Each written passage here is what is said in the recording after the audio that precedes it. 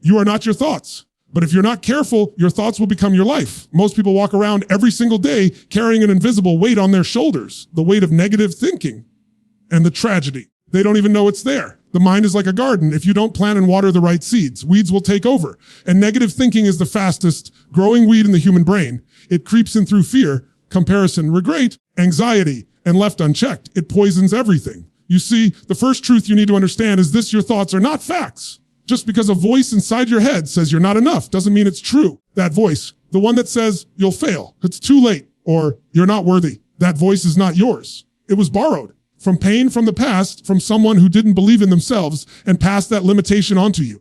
But here's the empowering part: you can take your mind back. Negative thinking cannot survive in the presence of awareness. The moment you become conscious of a thought, you gain the power to challenge it, interrupt it, and replace it. That's the beginning of killing it. Every single person who has achieved greatness in any field has battled with negative thoughts. The difference: they didn't feed those thoughts. They didn't let them stay. They learned to recognize that inner voice of doubt and respond with something stronger: truth, evidence, action. Because the best way to kill a lie is with truth.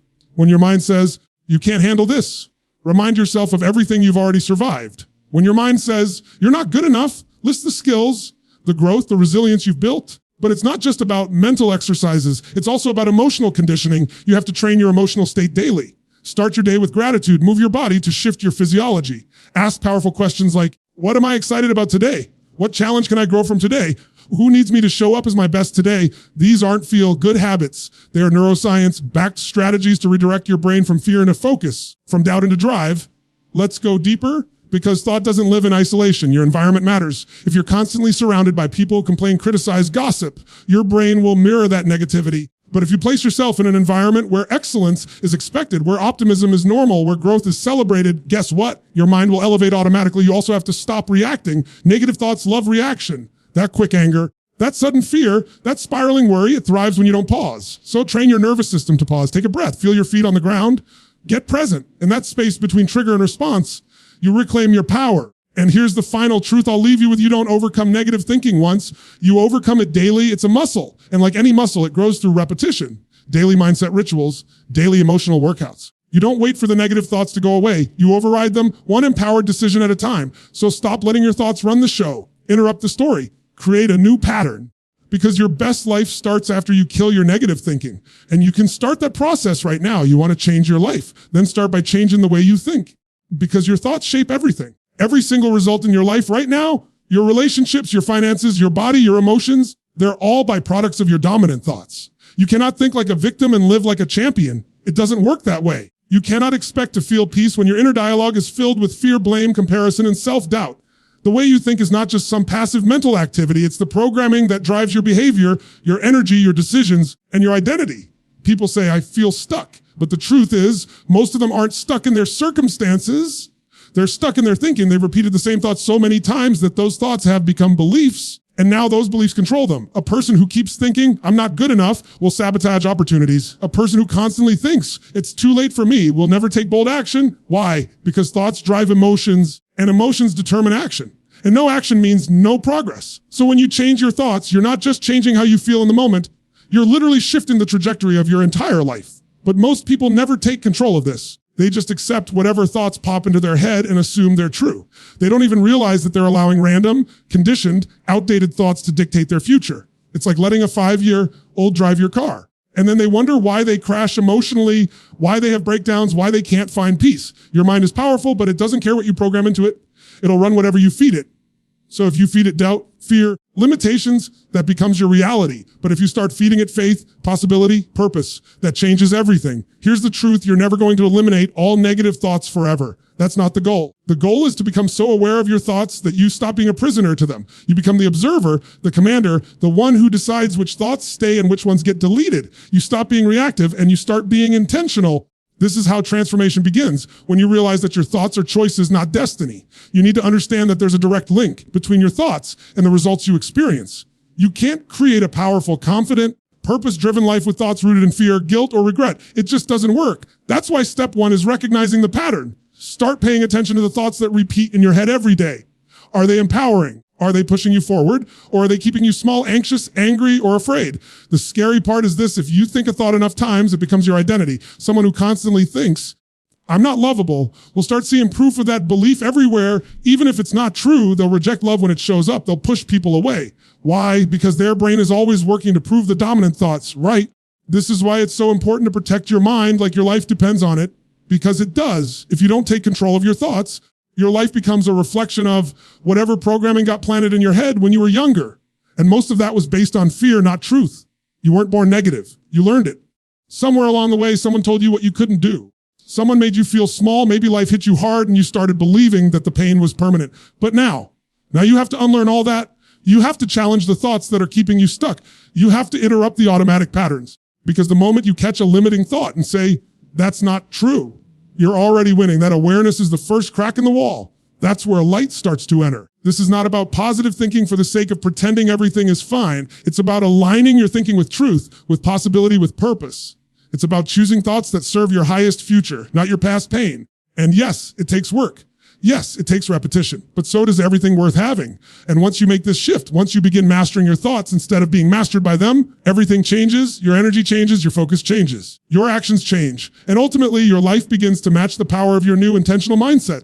Most people walk around with a voice inside their head that constantly tells them they're not good enough, not smart enough, not worthy, or not capable. The sad part is they actually believe it. They think that voice is them.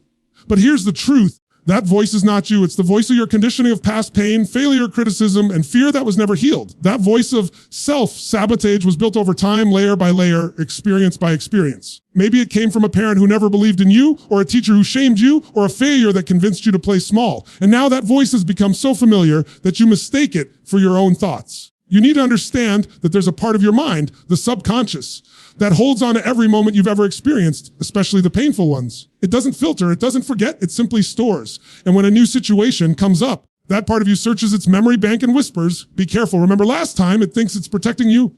But what it's really doing is keeping you stuck in fear, stuck in hesitation, stuck in a story that no longer serves you. The voice of self-sabotage is subtle. It doesn't scream. It whispers. It shows up when you're about to take a risk, when you're about to speak up, when you're about to change your life. It says things like, who are you to do that? You always fail. Why try again? They're going to laugh at you. And because that voice has been around for so long, you believe it must be telling the truth. But here's the reality. That voice is not truth. It's a pattern. And patterns can be broken. The first step is recognition. You've got to become aware of when that voice shows up and what it says. Start listening, not to obey it, but to identify it. Because once you can name it, you can confront it. You can challenge it. You can replace it. For example, if the voice says, you always mess things up, you can stop and ask always, really? What about the times I succeeded? What about the things I've overcome? That question alone starts to unravel the lie. You must understand, self-sabotage isn't a sign that you're broken. It's a signal that your mind is still being run by old programming. And the beautiful thing is you can reprogram it. You do that by repetition, by speaking truth louder than the lies, by creating new beliefs through evidence and experience. Every time you take action in spite of that voice, you weaken it. Every time you prove it wrong, you rob it of its power. This is not about silencing your mind completely. It's about taking back control. That voice might still show up, but you don't have to give it the steering wheel anymore. You get to hear it, acknowledge it, and then decide. That's not who I am anymore. That's just a habit of thought, not my identity. You also need to start building a new voice, a voice of belief, strength, and courage. It won't sound natural at first because it's unfamiliar, but with practice, that voice becomes stronger, and eventually it becomes your default. That voice says, I've failed, but I've learned. It says, I'm not perfect, but I'm growing. It says, I am capable of becoming more than I ever imagined. And that voice, when cultivated daily, will lead you, guide you, and empower you. Think about this. Most of your self-sabotage comes from moments when you were too young or too overwhelmed to defend yourself. But you're not that person anymore. You've survived. You've grown. And now it's time to stop living based on the wounds of your past. Because if you don't confront that internal critic, it will keep sabotaging every opportunity, every relationship, every dream you dare to pursue. It's not enough to think positively once. You have to rewire the narrative. You do that by feeding your mind the truth every day, by surrounding yourself with people who see your greatness even when you forget, by writing new beliefs and speaking them with emotion, and by doing the work, especially when it's uncomfortable, because the only thing more dangerous than the voice that tells you can't is your silence when it speaks. Speak back, interrupt the pattern, declare who you really are. Your destiny is too big to be controlled by a voice rooted in fear. And once you kill that inner saboteur, once you rise above it, you'll finally be able to move with clarity, confidence, and conviction, not just in what you do, but in who you are becoming. Most people are stuck in a cycle of emotional reaction without even knowing it. Something happens, a person says something, a situation unfolds, a plan goes sideways, and instantly the mind reacts. Anger, fear, frustration, worry. It's automatic, like a switch being flipped. And because they've been reacting this way for years, it feels normal, but just because it's normal doesn't mean it's effective. In fact, it's often the exact reason they stay stuck. When you react without thinking, you're not in control. Your past, your conditioning, your wounds are. That's where negative thinking lives. It feeds off emotional reactivity. It thrives in the gap between the trigger and your awareness. The key to taking your power back lies in breaking that automatic pattern. Instead of reacting, you learn to respond. And there's a massive difference between the two. Reaction is impulsive, emotional, unconscious. It's survival mode thinking. But response, that's conscious. That's intentional. That's grounded in clarity, not chaos. It means you choose your thoughts instead of letting them choose you. You pause, you breathe, you assess, you ask, is this thought helpful right now? Is this fear even real? Is there a better way to see this moment? That tiny pause, just a few seconds of stillness can change everything. Most people underestimate the power of the pause. They think they have to figure everything out instantly. They think they have to fight every thought, solve every problem, fix every emotion, but they don't. Sometimes all it takes is space to separate what happened from how you interpret it. That space is where strength lies, because in that space, you get to decide how you want to show up. You get to choose who you want to be in the moment. And when you consistently choose calm over chaos and tension over impulse, you begin to rewire your mind. Negative thinking loses its grip when you stop reacting to it. Imagine a thought comes up. You're not ready. In a reactive state, you believe it instantly. You spiral, you quit. But in a responsive state, you pause and challenge it. You say, where's the evidence? What if I am ready, just scared? That's the shift. That's the power of response. It doesn't mean you won't feel the emotion. It means the emotion won't run your life. This level of mental discipline is not about pretending everything is fine. It's not fake positivity. It's real power. It's understanding that emotions are signals, not commands. They're messengers, not masters. When you learn to observe them instead of obey them, you begin to master yourself. And once you master yourself, no situation can control you. Every reaction you've had in the past was programmed through repetition. Maybe you grew up in chaos, so stress feels familiar. Maybe you were judged often, so criticism triggers you deeply. Maybe you failed before, so setbacks now feel like proof that you're not enough. But here's the truth. None of that defines you. It shaped your reactions, yes, but you're not your reactions, but the awareness behind them. And that awareness can choose a new pattern at any time. Learning to respond consciously takes practice, but every time you do it, you weaken the old wiring. Every time you pause instead of explode, reflect instead of panic, shift instead of spiral, you're building emotional intelligence. You're teaching your mind that it doesn't have to be a slave to the past. You're stepping into maturity, into ownership, into presence. Presence is the antidote to negative thinking. You can't be trapped in fear when you're fully present. You can't spiral into regret when you're grounded in the now. Most negative thoughts are not about what's actually happening. They're about what might happen or what already happened. But life doesn't exist in the past or future. It exists here. And if you can train your mind to come back to now, again, you rob negativity of its oxygen. The most powerful people in the world are not the ones who never feel fear, doubt, or anger. They're the ones who have trained themselves to feel those things without letting them control their decisions. They've created a gap between stimulus and response. And in that gap, they've found freedom. You can have that same power. It starts with awareness, it continues with discipline, and it leads to a life where you act based on your values, not your emotions. Because when you stop reacting and start responding, you don't just kill negative thinking, you build the foundation for unshakable inner peace. One of the most powerful skills you'll ever develop is the ability to reframe, because the truth is, the meaning you attach to any event, any failure, any challenge, that meaning will determine how you feel, what you believe, and what you do next. The event itself isn't what shapes your life. It's the meaning you give it. Two people can go through the same setback and one will spiral while the other will rise. Why? Because one chose a meaning that empowered them and the other chose a meaning that trapped them. That's the power of reframing. It's not about denying what happened. It's about choosing how to interpret it in a way that fuels you instead of drains you. Most people live in a prison built by their own interpretations. They don't realize that what's keeping them stuck isn't the failure, the rejection, the trauma. It's the story they've told themselves about it. They say, I failed, so I must not be good enough. Or they left me, so I must not be lovable. But these interpretations aren't facts. They're just conclusions. And conclusions can be rewritten. Reframing is the conscious decision to rewrite the story you've been repeating in your mind for years. Let's say you didn't get the job. The default frame might be, I'm not qualified, or I'll never make it. But what if you reframe that? What if instead you said, this wasn't rejection, it was redirection. Something better is coming, or maybe I needed to learn something to be ready for the next opportunity.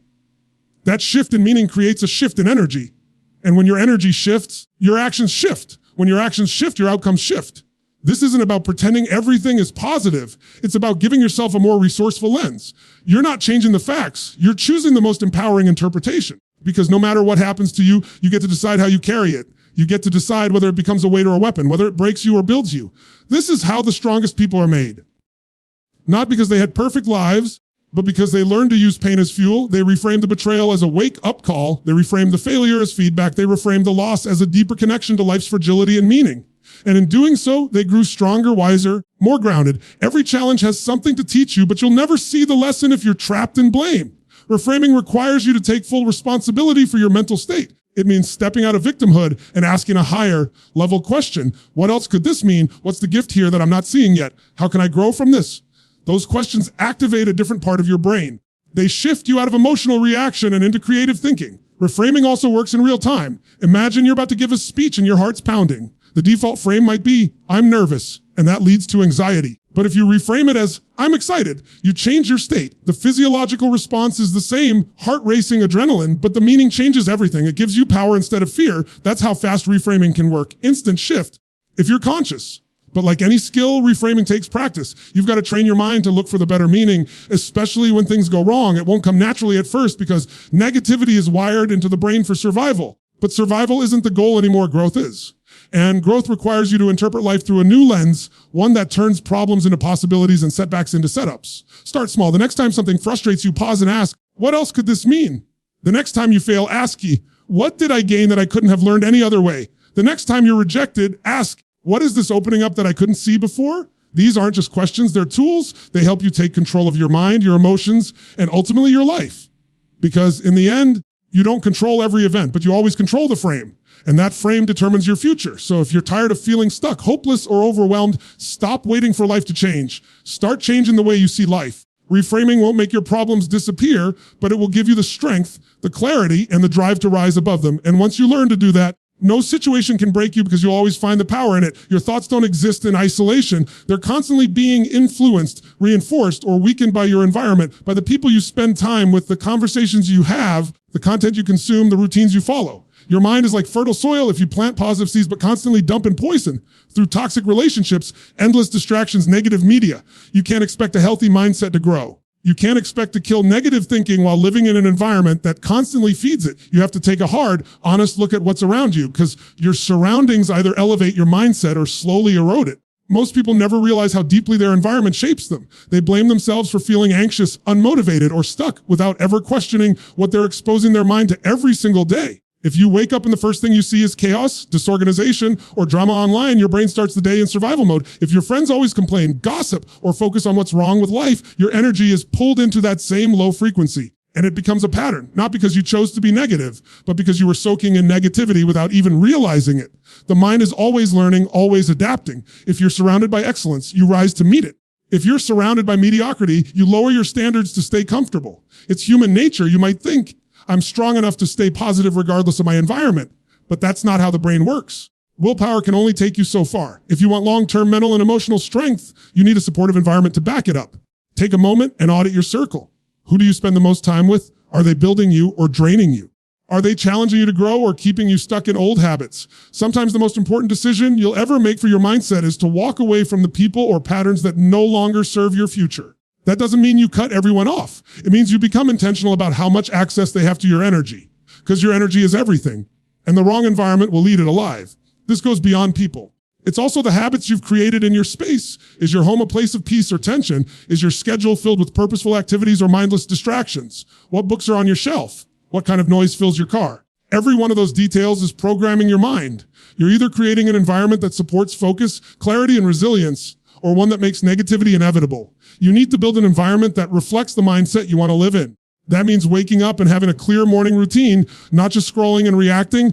It means filling your space with reminders of your goals, your progress, and the person you're becoming. It means saying no to the conversations that lead nowhere and yes to the ones that challenge your thinking. It means choosing music, podcasts, books, and inputs that push you toward who you want to be. Because repetition creates reality, and your environment repeats itself to your mind all day long. When you change your environment, you give yourself a chance to breathe differently, think differently, and move differently. That doesn't mean life becomes perfect. It means you stop fighting an uphill battle every day. You stop trying to kill negative thinking while sleeping in a room full of noise, talking to people who doubt your dreams, or numbing yourself with endless entertainment. You remove the friction. You create space for growth. And yes, it will be uncomfortable. Shifting your environment means disrupting comfort zones. It means making new choices.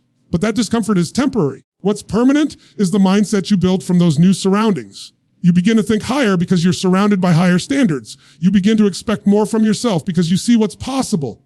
You begin to believe in your future again because your environment reflects the version you already lives it. So if you're serious about killing negative thinking, you can't just do it in your head. You have to do it in your life. Clean your space, protect your time, upgrade your circle. Invest in growth. Create habits that reflect your vision, not your history. When your environment changes, your identity begins to shift. And when your identity shifts, the negative thoughts that once ruled your mind begin to lose their power. Because now your world speaks louder than your doubt.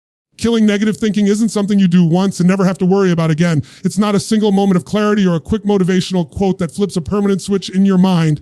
It's a discipline, a daily practice. Just like your body needs food, water, and movement to stay strong, your mind needs fuel, focus, and training to stay positive. This isn't about pretending everything is perfect or forcing fake optimism. It's about committing to rituals that shape the way you think, feel, and act every single day, especially when life gets messy. Your mind is like a muscle, and just like any muscle, it atrophies when it's neglected. Left on autopilot, it defaults to what it knows best. Fear, doubt, worry, frustration, that's what the brain is wired for. Protection, not possibility. So if you're not intentionally training your mind, you're unintentionally allowing negativity to run the show. That's why discipline is everything. It's what separates the people who grow through life's chaos from those who get crushed by it. The ones who stay mentally strong didn't just wake up positive. They train for it. Daily discipline starts with what you feed your mind. The moment you wake up, your brain is in a highly suggestible state. That first hour sets the tone for your entire day. So what are you letting in? Are you scrolling through anxiety-inducing headlines, comparing yourself to strangers on social media, or reacting to notifications? Or are you taking ownership of your mental space, starting your day with gratitude, movement, reflection, intention? It's not just about feeling good. It's about building emotional armor before the world throws distractions, problems, and negativity your way. Gratitude is one of the most powerful tools you have. It's impossible to be deeply grateful and deeply negative at the same time. But gratitude doesn't just happen. You have to practice it.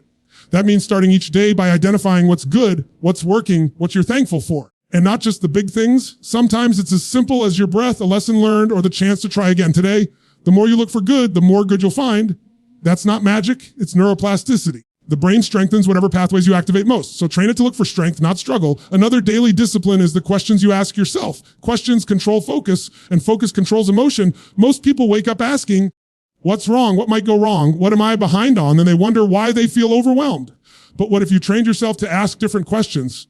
Like, what can I do today that brings me closer to who I want to be? Or what's one win I can create before noon?